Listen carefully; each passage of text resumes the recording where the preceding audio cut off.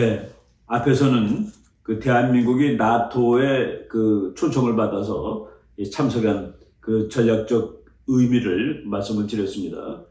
말씀드렸던 대로 두 번째 주제는 나토가 지금 확산되고 있습니다. 나토의 확산이 이제 여러 차례가 있었습니다만은 이번에 2022년도 나토의 확산은 아주 대단히 좀 그 의미가 심각합니다. 핀란드하고 스웨덴이 이제 정식 나토 회원국으로 가입을 하게 되었다. 핀란드하고 스웨덴은 전통적인 중립국입니다. 우리는 미국 편도 소련 편도 아니야. 그러던 나라가 이번에 지난 5월 달에 가입을 신청을 했습니다. 핀란드하고 스웨덴이. 그런데 이제 터키의 그 분리주의 그 족속이 있는데 쿠르드족이라고, 쿠르드족이 핀란드, 스웨덴의 지원을 받는 모양이에요. 그래서 그 문제 때문에 이제 핀란드하고 스웨덴이 가입하는 것을 터키가 조금 좀 방해를 했는데, 바로 며칠 전에 지난 화요일입니다. 6월 28일이죠. 그날 자기 더 이상 반대하지 않겠다 해가지고 핀란드, 스웨덴이 그 나토에 공식으로 가입하게 되었습니다. 여러분들이 지도를 보시면은 러시아가 우크라이나를 침공한 이유가 우크라이나가 나토에 가입하고야 말겠다라고 그 하다 보니까 안 돼 하고서 이제 전쟁을 일으킨 것인데, 그 전쟁을 하는 와중에 스웨덴과 핀란드가 여기 가입 안 하니까 네가 침략을 하는구나 해서 전통적인 중립국인 이 두 나라가 나토에 가입을 했습니다. 그래서 푸틴 대통령의 대실패작 중에 하나는 우크라이나 가서 전쟁을 잘 못하고 있다 보다도 스웨덴과 핀란드가 나토에 가입하는 그런 결과를 초래하였다. 그래서 정치적으로 아주 그 대실패를 한 그런 그 2022년의 푸틴의 정책이라고 보시면 되겠습니다. 예. 옛날에 그 핀란드제이션이라는 단어가 있는데, 이제 이 핀란드제이션이라는 단어가 더 이상 의미가 없을 것 같아요. 핀란드제이션, 이걸 한국말로 번역을 하면 핀란드처럼 된다 이런 뜻인데, 국제정치학적으로 번역을 하면은 알아서 긴다라는 뜻입니다. 여러분 지도 보시면은 핀란드하고 러시아가 거의 한 800마일 정도 국경을 붙어 있습니다. 그러니까 1800마일이면 1.6km가 1마일이니까 1200km가 넘죠. 이 긴 국경을 붙이고 있는데 전통적으로 러시아가 강대국입니다. 그래서 핀란드는 언제든지 러시아의 침략을 받을 운명에 놓여 있어요. 그런데 핀란드가 먼저 알아서 기지 않아도 되는 방법이 하나 있기는 있습니다. 독일의 힘을 빌리면 돼요. 독일이라는 막강한 나라는 러시아의 침략으로부터 핀란드를 구해줄 수 있는 나라입니다. 그런데 한번 생각해 보십시다. 러시아한테 당하나 독일한테 당하나 그게 그거다라고 핀란드 사람이 생각을 한 겁니다. 그럴 바에는 러시아가 무서우니까 국경 붙었으니까 차라리 알아서 기는 게 낫겠다 하는 그런 얘기입니다. 어떤 그 분석가가 우리나라가 중국 앞에서 핀란드처럼 될지도 모른다라고 얘기를 했는데, 저는 거기에 대해서 반대했습니다. 미국이라는 나라가 없으면 우리나라도 핀란드가 돼요. 왜냐하면 중국이 무섭다고 일본의 힘을 끌어올 수가 없거든요. 왜? 일본도 무서우니까. 근데 지금은 미국이라는 그렇게 무섭지 않은, 그렇지만 힘이 아주 센 나라가 있기 때문에 미국의 힘을 빌려서 우리는 핀란드를 면할 수가 있다라고 저는 주장을 했는데, 바로 핀란드가 이번에 한 행동은 그겁니다.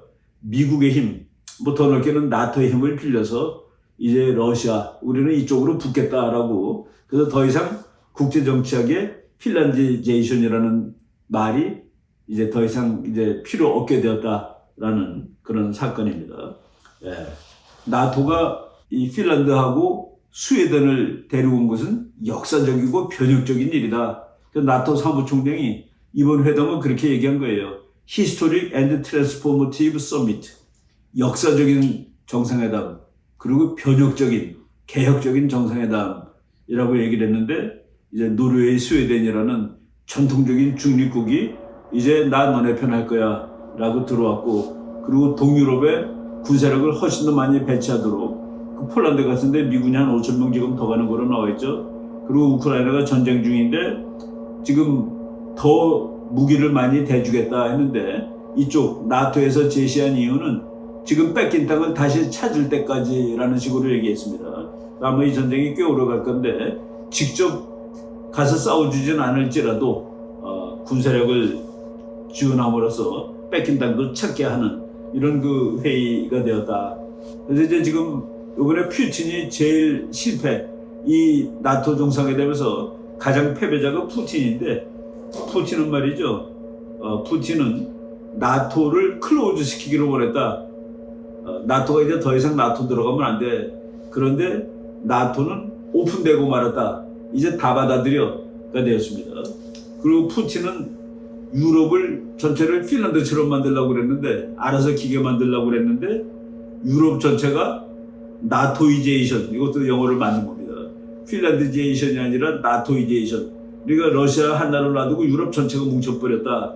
그래서 이 금년 2022년은 푸틴한테는 아주 어려운 그런 해가 되었다라고 볼 수가 있겠습니다. 그런데 핀란드하고 스웨덴이 들어간 것은 그냥 이런 그 정치적으로도 어마어마한 사건이지만은 군사적으로도 꽤 중요한데, 러시아에게는 군사적으로도 치명적인 일이 됩니다. 그래서 지금 이 군사적으로도 핀란드하고 스웨덴이 들어간 것은 나토가 러시아를 한방 거꾸로 카운터 블로우를 때린 거나 마찬가지예요. 그리고 우크라이나 침공 때문에 핀란드하고 스웨덴은 마음을 뭐 이렇게 냉전이 끝난 다음에 이게 어느 편에 붙을까 뭐 한쪽이 망했으니까 그런데도 마음을 결정하지 못하고 있었는데 이제 확실히 이제 마음을 결정하였다.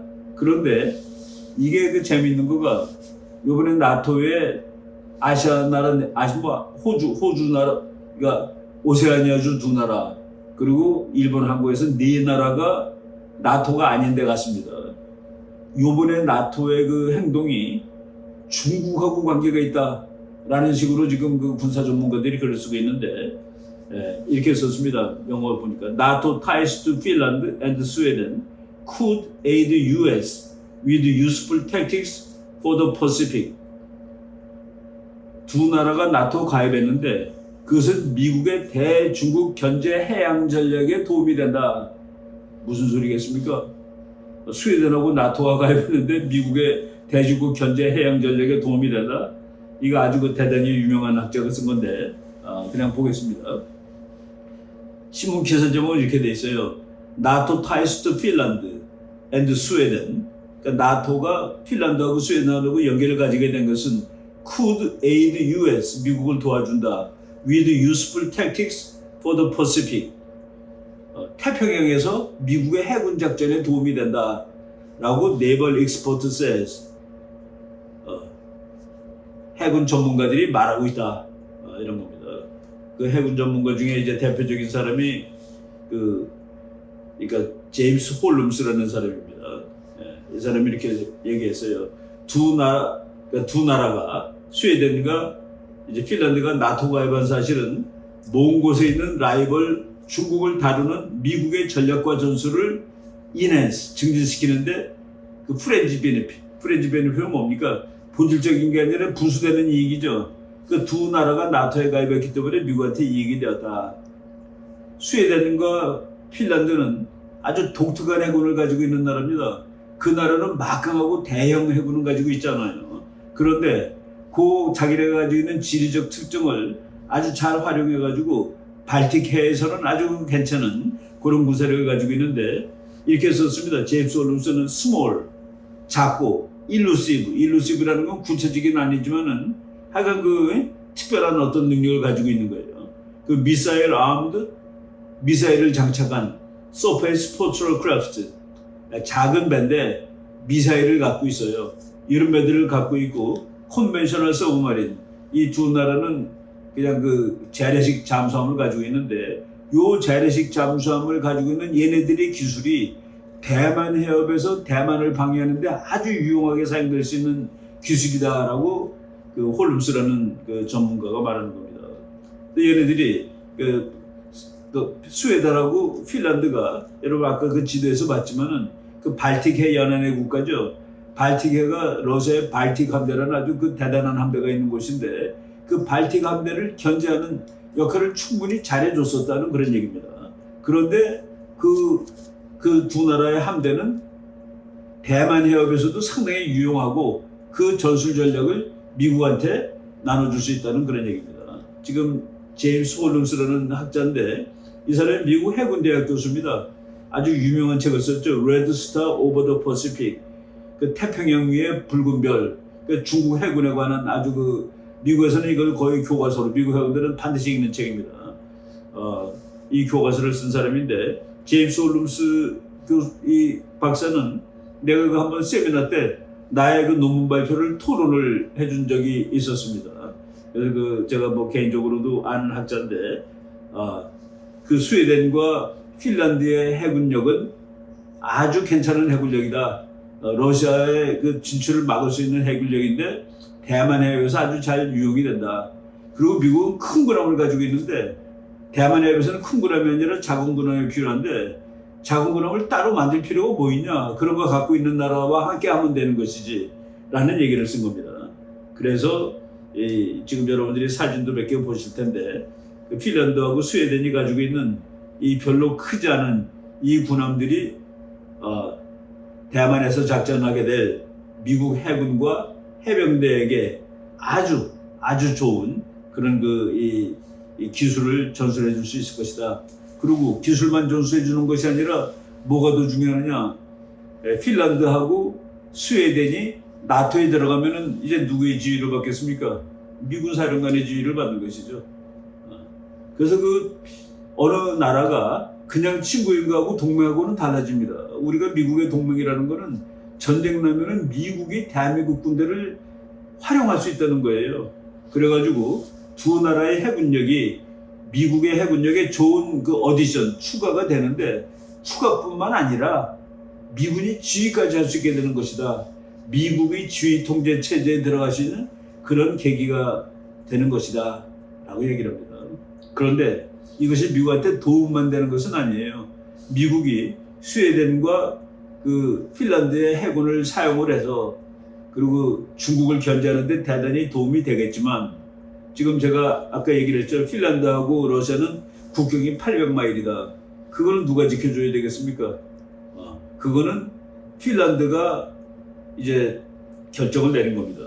그래서 나토 국가들이 아마도 미국이겠죠. 미국이 그 800마일, 1280km의 국경선을 안정화시켜줄 그런 책임도 미국이 지는 그런 부담을 가져야 될 것이다 라고 얘기를 하는 것이죠. 여러분들이 지금 사진 몇 장 볼 텐데 뭐 그렇게 대단한 해군은 아닙니다.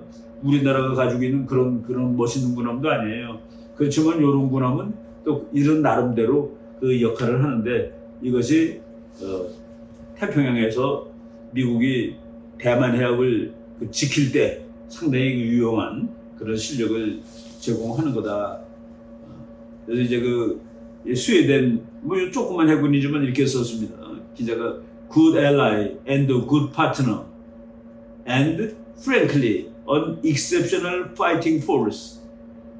스웨덴 이런 나라들은 좋은 친구고 좋은 동맹이고 좋은 파트너인데 솔직히 보니까 예외적인 and frankly an exceptional fighting force 아주 예외적인 전투력을 가진 그런 나라가 아니겠느냐. 이것도 이제 미국의 그 해군 제독이 그래서 그 스웨덴하고 이제 핀란드가 들어오는 것은 이렇게 그 좋은 일이다라고 얘기를 했는데 이것을 제가 요 글은 미국의 우리나라 말로 하면 국방일보입니다. 미국의 스타즈 앤드 스트라이프 송조지에 나온 그 기사를 제가 이제 보고 설명을 드린 건데 그 약한 해군력이지만은 나토에 들어감으로써 미국이 활용할 수 있고 그들의 그 기술 전략 전술을 미국이 배울 수 있고 또 그 해군을 통제할 수 있는 이런 그 도움도 있구나라는 말씀을 드리도록 하겠습니다. 그래서 국제 정치에서 말이죠, 동맹이라는 것은 그는 정말 옛날부터 국제 정치가 시작된 이로부터 동맹이 있는 겁니다. 지금 한국이 미국이라는 세계에서 가장 막강한 나라, 그렇지만 막강하지만 무섭지 않은 나라, 미국과 동맹을 하고 있다는 사실이 그 우리나라 국가 안보에 대단한 이 도움이 되는 것이죠. 핀란디제이션이라는 그런 국제 정치에서 유명한 개념 하나가 없어지는 모습을 지금 우리가 보고 있는 이런 역사적인 시점이다라고 말씀을 드렸습니다. 네, 이번 주제 여기까지 말씀드리도록 하겠습니다. 고맙습니다.